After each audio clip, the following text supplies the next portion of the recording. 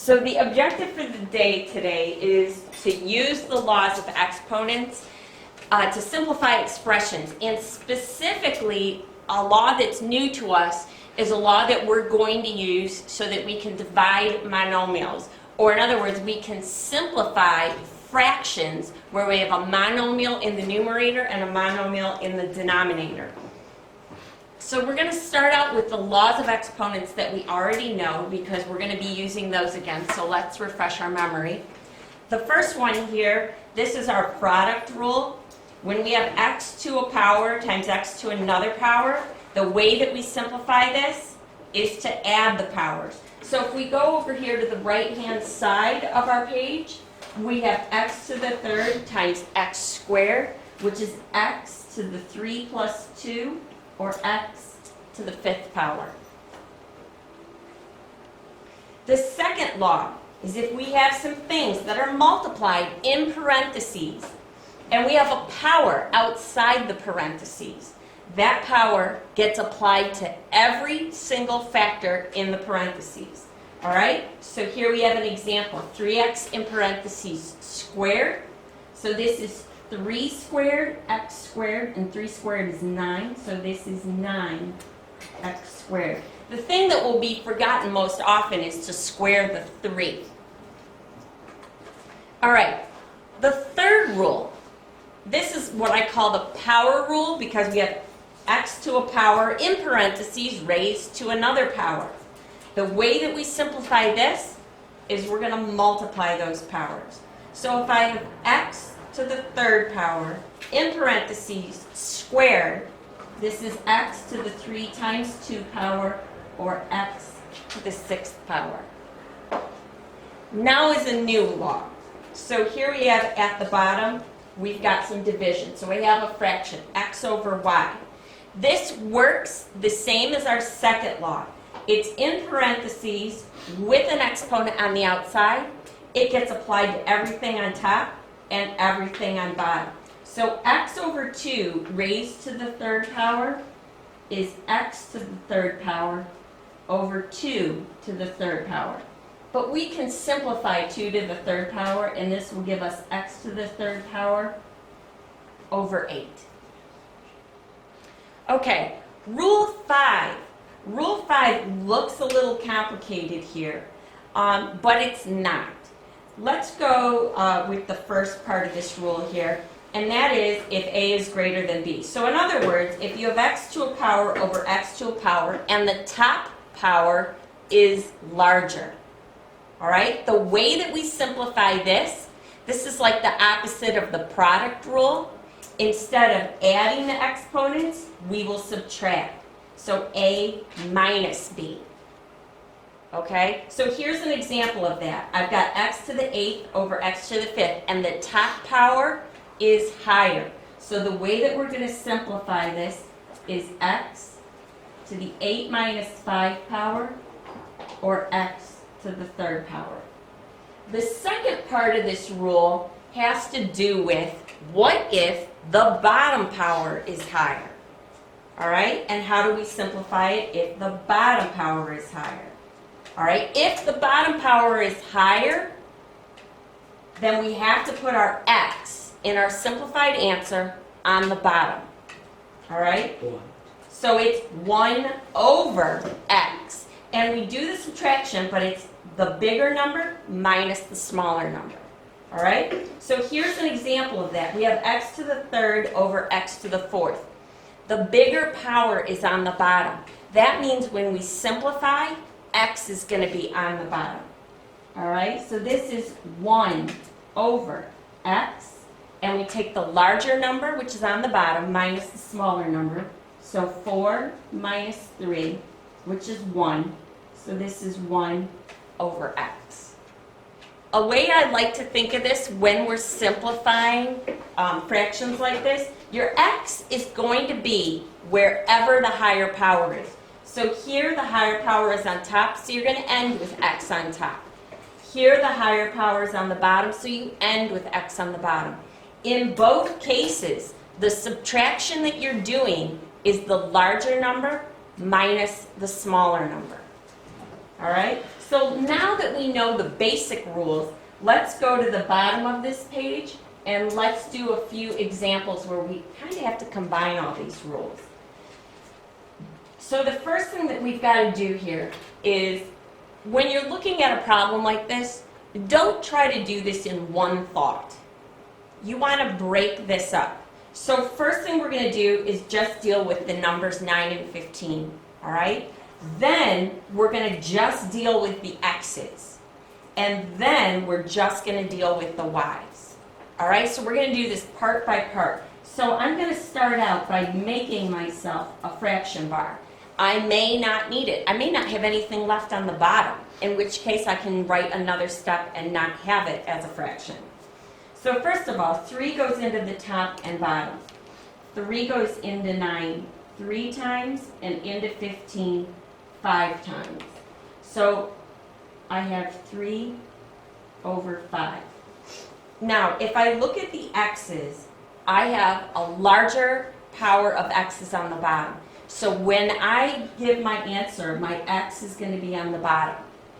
The number of x's that I'm going to have on the bottom is 2 minus, you don't see a power here? The power that's here that you don't see is a 1.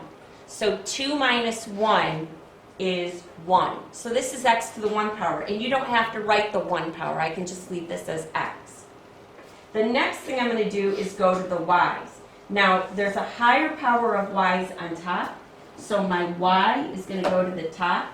And its power is going to be 3 minus 2, or 1. So I can just leave this as 3y over 5x. All right, let's go to example B. In example B, I am multiplying some fractions. Remember your rules for multiplying fractions. You're going to multiply across the numerator, and you're going to multiply across the denominator. All right, when I do that, I'm going to get something like this. 3x to the 4th, y to the 5th. On the bottom, I'm going to have 6x squared, y squared. Now I'm going to simplify. So first of all, 3 goes into the top and bottom. It goes into the top once and into the bottom twice. So when I simplify this, I'm going to have a 1 on top, a 2 on the bottom. Next, if we look at the x's, I have a higher power of x's on top, so my x is on top, and the power is 4 minus 2, which is 2. If we look at my y's, I have a higher power on top, so the y goes to the top. The power is 5 minus 2, which is 3. Now I just want to pretty this up a little bit. I don't need the 1 there, so I'm just going to write x squared y to the 3rd over 2.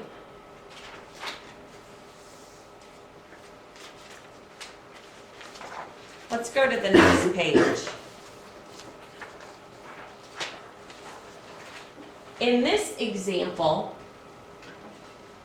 we have a whole fraction in parentheses with a 2 power outside parentheses. So let's go through this, and remember that 2 power applies to everything inside those parentheses. Everything in the numerator, everything in the denominator.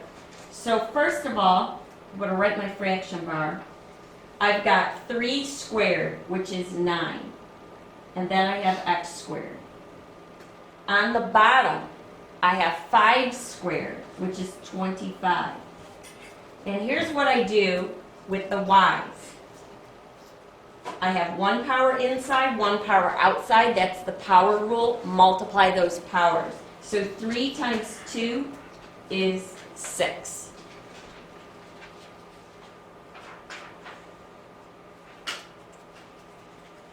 All right, let's go to example B. Now in example B, I am multiplying fractions together, and I've got this fraction in parentheses with a power outside. This has to be done in a particular order. It follows the order of operations. Remember this? Parentheses, exponents, multiplication and division, addition and subtraction. Well, this is an exponent. So we have to work on simplifying this first, and then we can multiply. But we do have to simplify this exponent first. So I'm going to just write out my first fraction. So I have 5x over 4y squared times. Now here, the 3 applies to everything inside here. So 2 to the third power is 8. And then I have y to the third power. On the bottom, I have x squared, and the 3 is outside. This means we're going to multiply those exponents. This is x to the 6th on the bottom. Now we can multiply across the numerator and denominator, and in the numerator I have 40. 5 times 8. 40 x y to the third. On the bottom, I've got 4 x to the 6th y squared. All right, next thing, go part by part here. So first of all, let's simplify the 40 and the 4. 4 goes into both. It goes into 4 once and into 40 10 times. So when I simplify this, I'm left with a 10 in the numerator. Look at my x's. Where are there more? The higher power is in the denominator, so my x goes to the denominator. And the power here is 6 minus the 1 you don't see, so the 5th power. If you look at the y's, there's a higher power on top, so the y will go to the top. And the power there is 3 minus 2, which is 1, and we don't have to write the 1. So my answer is 10y over x to the 5th. All right? So if we go to example C, further down the page here, we have a setup that is similar. We're going to do the same thing. We're going to start with this first. All right, so let's write out that first fraction just the way it is. So 4x over 3y to the 7th. And now we're going to apply this exponent to everything inside of here. So first of all, when we apply it to the y to the 4th, we multiply these powers. That's going to give us y to the 12th on top. On the bottom, we have 2 raised to the 3rd power is 8. X squared raised to the 3rd power, again, multiply those powers. 2 times 3 is 6.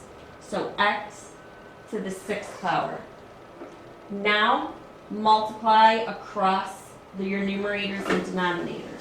So on top, I've got 4x y to the 12th. On the bottom, 3 times 8 is 24, x to the 6th, y to the 7th. All right, now I'm going to simplify. So 4 goes into itself 1 time and into 24 6 times. So when I simplify this, I'm going to have a 6 in my denominator.